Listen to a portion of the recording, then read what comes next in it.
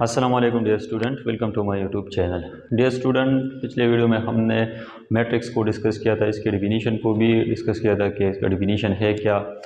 फिर इसके बाद हमने रो और कॉलम को भी डिस्कस किया था कि एक मैट्रिक्स में रो का मतलब क्या होता है और कॉलम का मतलब क्या होता है, यानी रो किसे कहते हैं और कॉलम किसे कहते हैं।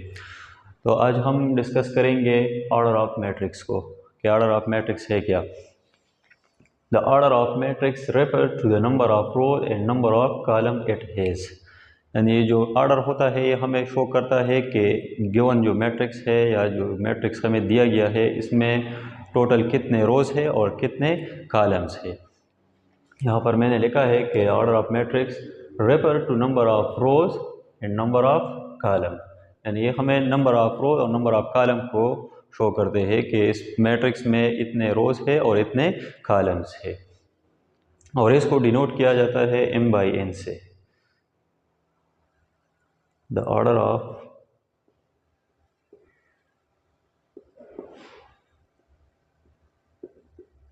Matrix can be written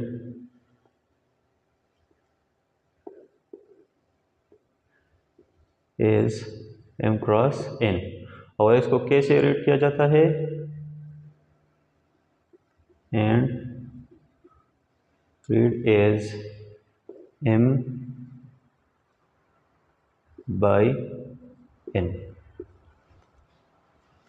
The order of matrix can be written as m×n and read as m/n।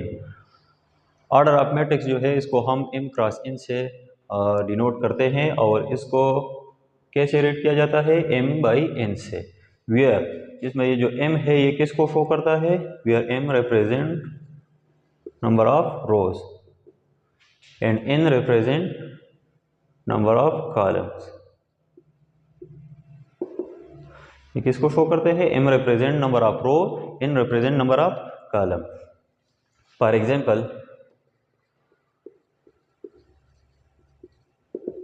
मैं एक मैट्रिक्स लेता हूं A 3 2 5 7 1 9। मैंने एक मैट्रिक्स लिया जिसमें एलिमेंट क्या है, 3 2 5 7 1 9। अब मैं यहाँ पर इसका ऑर्डर चेक करता हूँ कि इसका ऑर्डर है क्या।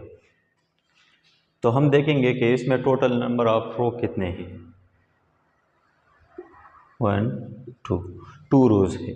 मीन m क्या है, 2 है। यहाँ पर कॉलम कितने हैं, 1 2 3। कितने कॉलम है, 3। मीन n क्या है, नंबर ऑफ कॉलम कितने हैं, 3 है। सो m/n हमें ऑर्डर शो करता है और ये बराबर है किसका, 2/3। मतलब इस मैट्रिक्स का ऑर्डर क्या है, 2/3 है। सिमिलरली आप एक और मैट्रिक्स भी ले सकते हो। मैं यहाँ पर B एक मैट्रिक्स लेता हूँ, मैं 3 5 7। अब अगर हम देखें तो इसमें टोटल नंबर ऑफ रो कितने हैं, 1। मीन m क्या है, 1 है। n क्या है, 1 2 3। m क्या है, n क्या है, 3 है। मीन m/n शो करता है किसको, ऑर्डर को। तो इसमें टोटल नंबर ऑफ रो कितने हैं, 1। n कितने, 3। मीन इसका ऑर्डर क्या है, 1/3 है। मतलब ये जो ऑर्डर है ये हमें साइज शो करता है कि ये जो मैट्रिक्स है ये कितना फैट है और कितना पतला है, तो इसका साइज हमें शो करता है। तो अब यहाँ पर इसका ऑर्डर क्या है, 1/3 है। मीन ये रो मैट्रिक्स को शो करता है। ये टाइप्स ऑफ मैट्रिक्स में मैं बाद में इसको डिस्कस करूँगा। अच्छा, इसको डायमेंशन ऑफ मैट्रिक्स भी कहा जाता है। इसको हम क्या कहते हैं, ऑर्डर और डायमेंशन।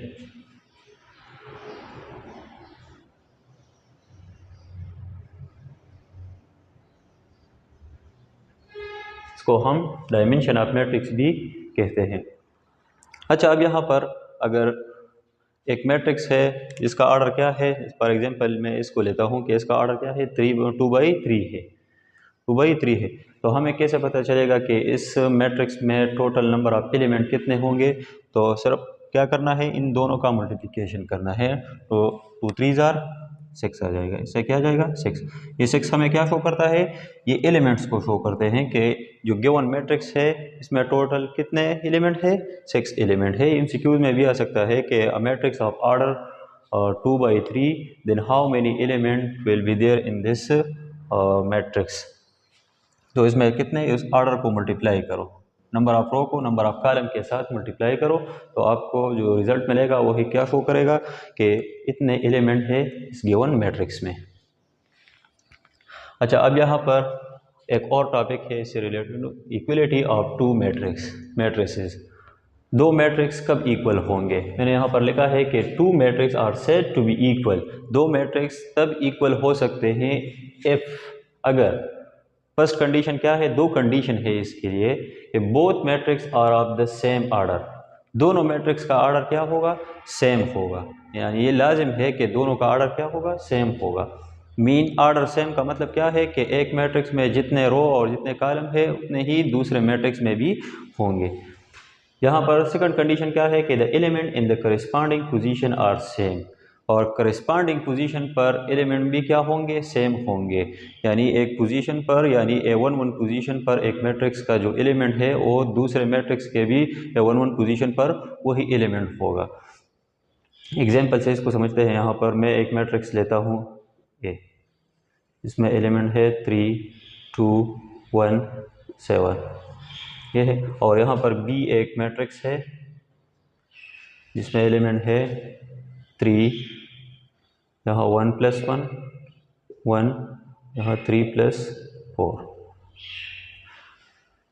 तो अब ये दोनों मैट्रिक्स जो है ये इक्वल है, इक्वल टू B है। हाउ, कैसे, यहाँ पर कंडीशन को अप्लाई करेंगे। फर्स्ट कंडीशन क्या है कि दोनों का ऑर्डर क्या होगा, सेम होगा। तो फर्स्ट कंडीशन यहाँ पर दोनों का ऑर्डर क्या क्या है, सेम है। A of order